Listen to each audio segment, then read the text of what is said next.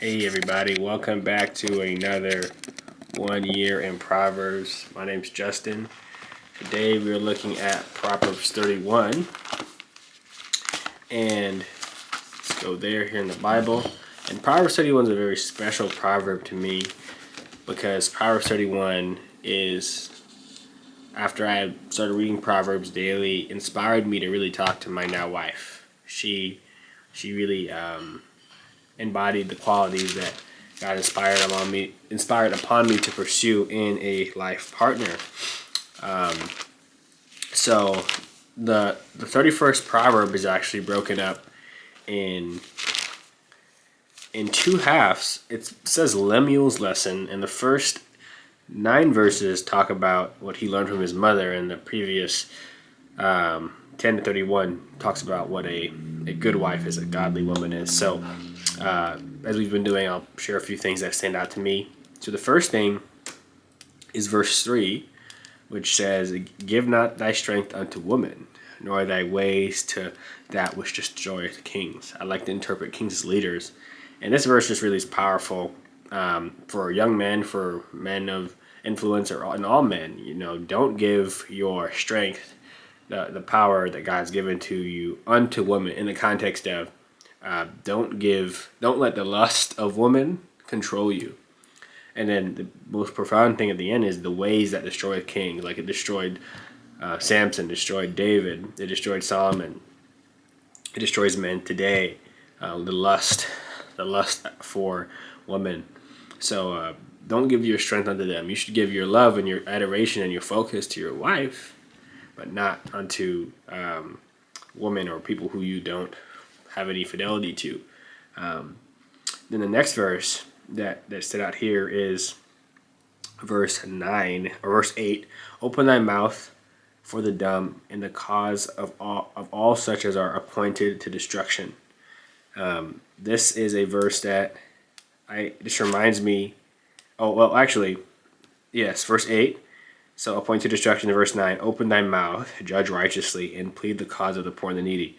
All throughout the scriptures, it talks about pleading the cause of the poor and the needy, those who are in need, those who can't plead it for themselves. I find great strength in this verse, and just really a call to action. Really, open thy mouth, do something when you see somebody who is poor and in need. Right? Very powerful words there. So for verse 10 to 31, I'm going to read the whole segment here, and then I'm going to say which ones really stood out to me. So, "Who can find a virtuous woman? For her price is far above rubies. The heart of her husband doth safely trust in her, so that he shall have no need of spoil. She will do him good and not evil all the days of her life. She seeketh wool and flax, and worketh willingly with her hands. She is like the merchant ship. She bringeth her food from afar. She riseth also while it is yet night, and giveth meat to her household, and a portion to her maidens. She considereth the field, and buyeth it. With the fruit of her hand she planteth a vineyard. She girdeth her loins with strength, and strengtheneth her arms. She perceiveth that her merchandise is good. Her candle goeth not out by night. She layeth her hands to the spindle, and her hands hold the distaff. She stretcheth out her hand to the poor, and she reacheth forth her hands to the needy. She is not afraid of the snow of her household, for all her household are clothed with scarlet. She maketh herself coverings of tapestry. Her clothing is silk and purple. Her husband is known in the gates, when he sitteth among the elders of the land. She maketh fine linen, and selleth it, and delivereth girdles unto the merchant. Strength and honor are her clothing, and she shall rejoice in the time to come. She openeth her mouth with wisdom, and in her tongue is the law of kindness. She looketh well to the ways of her household, and eateth not the bread of idleness. Her children arise up and call her blessed, her husband also, and he praiseth her. Many daughters have done virtuously, but thou excellest them all. Favor is deceitful, and beauty is vain.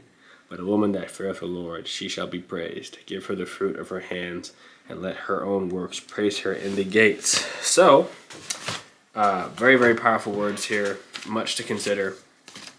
I had a few notes that I'd put together, but I kind of knew what I was going to talk about. But these words are really an exaltation to women and to men, of men what to look for, and for women what to pursue In becoming a godly woman, the first thing is, just the introduction, a question: who can find a virtuous woman, right? And like, what is she worth, right? Her price is far above rubies. Rubies cannot be reproduced, cannot be. It's not like the money you can just print today. It's something that is in limited quantity. And a virtuous woman, a woman of virtue, is far above that. Her husband's heart safely trusts in her. That's one of the critical elements of marriage. Trust is that somebody you can trust. He shall have no need of spoil. A few things that these verses point out. The Bible talks about a prudent wife is from the Lord.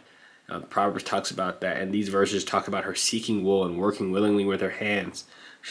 She rises while it is yet night, and she prepares. She's a woman of preparation, a forward-thinking woman that thinks ahead.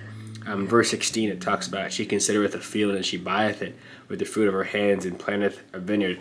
She's a woman of business. She's a woman of means, actually. She's a woman that considereth something to buy, land.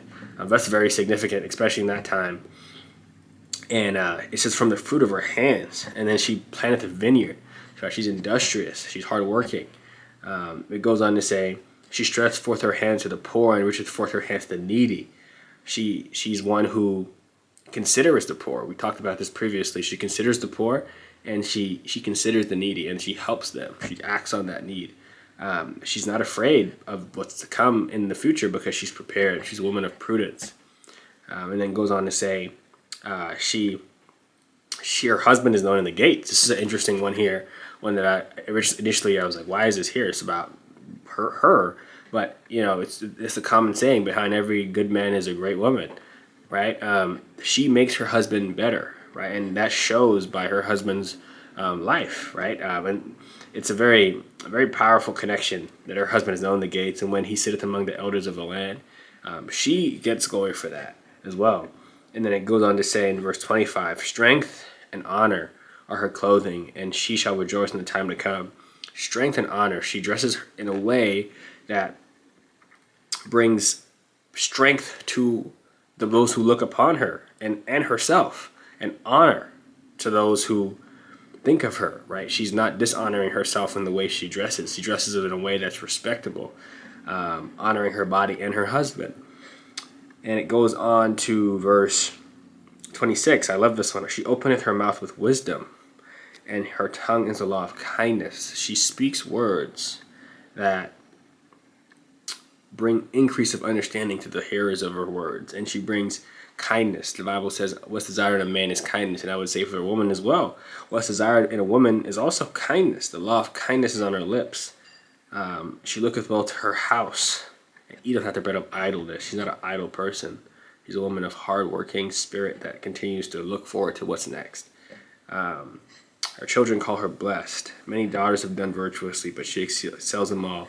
And this is a message for a woman today. In verse 30, favor is deceitful, and beauty is vain. But a woman that feareth the Lord, she shall be praised. Beauty is often the main variable that women seek to attain. But there is a virtue, an inner beauty that goes beyond that. That is rooted in the fear of the Lord, in the respect of the Lord.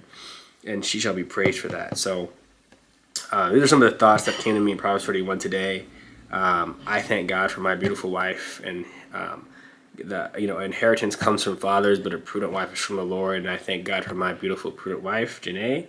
And I'm just thankful that these words were shown to me a time ago and inspired me to pursue to pursue qualities of substance in a partner and not vanitous things as the world professes today.